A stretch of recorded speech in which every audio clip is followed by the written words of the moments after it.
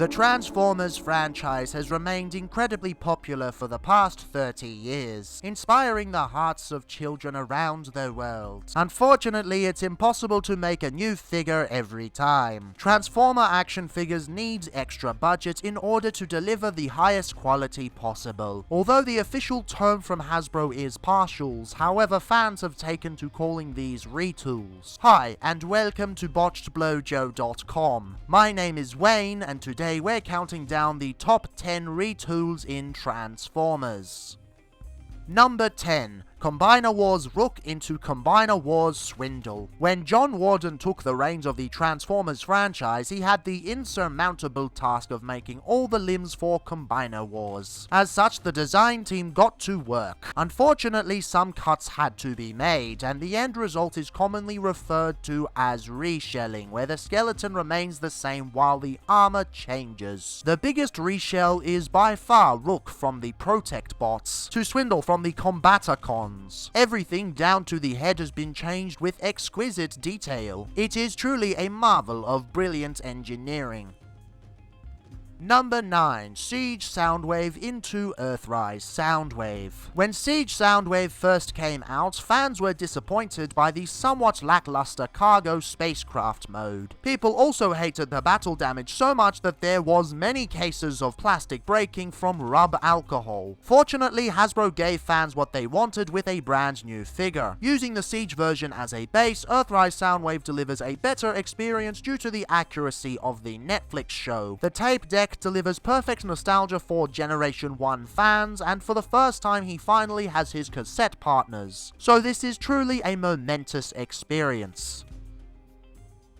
Number 8. 3-0 Optimus Prime into Toy World Tactics Waistcoat. An interesting part of the Transformers franchise is the existence of third-party companies. These are branch units that aren't officially licensed by Hasbro but still deliver remarkable pieces. Not much is known about their practices, but Toy World is one of the oldest companies in the business. In order to make Tactics Waistcoat their version of Optimus Prime, they actually used CGI renders from the 3-0 version. It took a lot of work, but they were able to convert it into a fully transformable model. It is definitely probably a difficult piece to transform, but thankfully the end result is a wonderfully beautifully piece. Number 7. SS-65 Blitzwing into SS-21 Starscream. The Bumblebee movie was the first Transformers movie that was fully able to satisfy fans of the franchise. Being able to see the classic Generation 1 characters on the big screen is a far cry from the obscure action of the Michael Bay movies. Blitzwing, one of the Seekers, was a fan favorite, opening the movie with an outstanding action sequence. When it came time to do the Cyberton versions of these characters, most of the work was already done. It really is remarkable how the Hasbro designers were able to change the alternate mode into something completely different. This figure is most certainly going to be the best release of 2021. Number 6. Combiner Wars Dead End into Titans Return Chrome Dome. Dead End was one of the most popular figures from Combiner Wars, and as such Hasbro created many different versions. They weren't quite done when the trilogy ended, however. With the start of Titans Return, they took the design and turned it into beloved Headmaster favorite Chrome Dome. Once again falling into the reshell category, every part has been completely redesigned to fit in the new Titan Master. On top of that, it features a wonderful callback to Idea and Design Works Publishing, featuring everyone's favorite One True pairing. Aren't they adorable? Number 5. Cross Transbot Monolith into Magic Square Overlord. Not to be confused with the Master Force character, Magic Square Overlord is a third-party version of the Generation 1 Combiner Motormaster. We've only seen photos so far, but we know for a fact that the designer is the same as another third-party company, Unique Toys Ragnarok. The designer is known for taking existing molds and making amazing things out of it. In this case, the base mold is the Cross Transbots Monolith, which is part of the Keith's Fantasy Club parent company. It's amazing how this designer has taken such a large figure and shrunken it down into a bite-sized package. The sheer level of prowess in this design is extraordinary.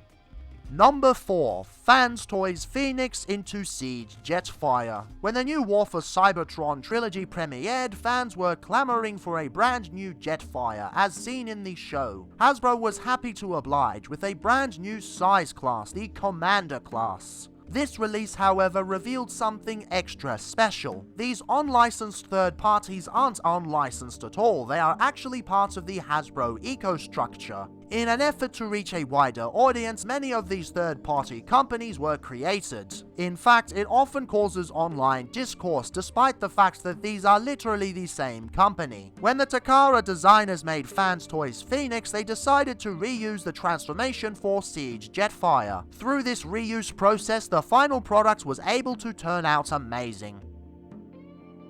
Number 3. Combiner Wars Scavenger into Studio Series Scrap Metal. Devastator is a very popular character, so it makes sense that Hasbro would make multiple versions. In this instance, Studio Series Devastator needed a lot of work to make it work. Given that there was already one on the market, Hasbro decided to reuse the transformation scheme between the two figures. The end result ended up being people's favorite Studio Series figure. Number 2. G1 Optimus Prime into MP10 Optimus Prime. Everyone loves the classic Generation 1 Optimus Prime, but did you know that they used the CAD files of the original toy to build everyone's favorite masterpiece figure? Everything, down to the rivets on the torso, has been painstakingly copied from the traditional Generation 1 figure. The Hasbro designers back in the 80s knew that they would have to remake the figure eventually, so they saved the designs on the most expensive computers they could afford at the time. This is why it's remained one of the best masterpiece figures until MP44. However, MP44 has its own special influences, which leads into Number 1. Beast Wars Retracts. Did you know that Beast Wars Retracts was technically designed in the 80s? The original purpose of the figure was not in fact to be released in the main toy line, but to act as a base model for all figures we get today. It only ended up being released in Beast Wars due to the Beast type design, which happened to coincide with the lineup. Every figure from every single toy line is in some shape or form based on Beast Wars Retracts, so next time you buy a Transformers figure, you know which figure to be thankful for when everything is presented.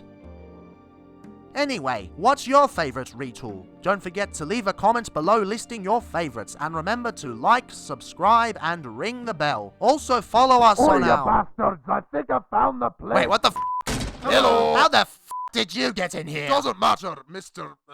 Kerr. We're here because you've been stealing everyone's footage for your bullshit top 10 list. Not to mention you're talking out of your ass. The Studio Series designers would be peeved at your misnumberings and accusations about I third have party. never heard a more comprehensive collection of nonsense in my entire life. Incorrect naming and grammar aside, what makes you think they had computers in the 80s? I have never wanted to punch my screen harder than I have watching your video. Look, I'm not in charge of the scripts. I just read them and edit the videos. A man has to get paid. Actually, it says right here that you're the company leader. Yes, a regrettable climb up the corporate ladder, you must admit. Well, given the copyright system is terrible, I think we better take matters into our own I like bludgeoning Wait, weapons. no,